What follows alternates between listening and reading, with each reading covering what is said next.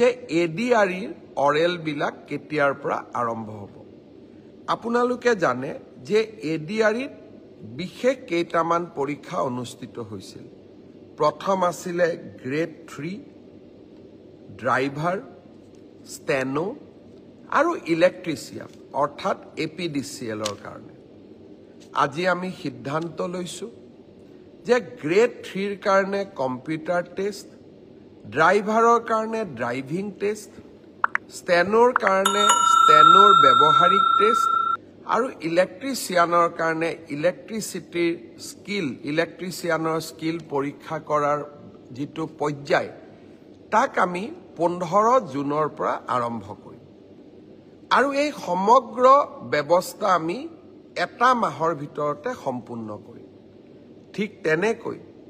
চতুৰ্থ বৰ্গৰ পৰীক্ষাত পাছ কৰা প্ৰাৰ্থীসকলৰো অৰেল আমি 15 জুনৰ পৰা আৰম্ভ কৰিম আৰু এমাহৰ ভিতৰত ইয়াক আমি সম্পূৰ্ণ কৰিম অলপ আজি বা কালি বা পৰহি ৰাজ্য চৰকাৰে আপোনালোকক আনুষ্ঠানিকভাৱে দিন আৰু বাৰ আপোনালোকক জনাব যিসকলে লিখিত পৰীক্ষা পাছ কৰিছে তেওঁলোকে এতিয়া কম্পিউটাৰ টেষ্ট ড্ৰাইভিং টেষ্ট বা স্কিল টেষ্ট বা মৌখিক পৰীক্ষাৰ কাৰণে তেওঁলোকে যেন সাজু হয় 15 জুনৰ পৰা এই প্ৰক্ৰিয়া আমি আৰম্ভ কৰিম মোক আৰু এটা প্ৰশ্ন বহুতে সুধি আছে যে পিজিটি আৰু গ্ৰেজুৱেট টিচাৰৰ পৰীক্ষাৰ ৰিজাল্ট কেতিয়া দিব আমি 5 জুন তাৰিখে প্ৰভিজনেল ৰিজাল্ট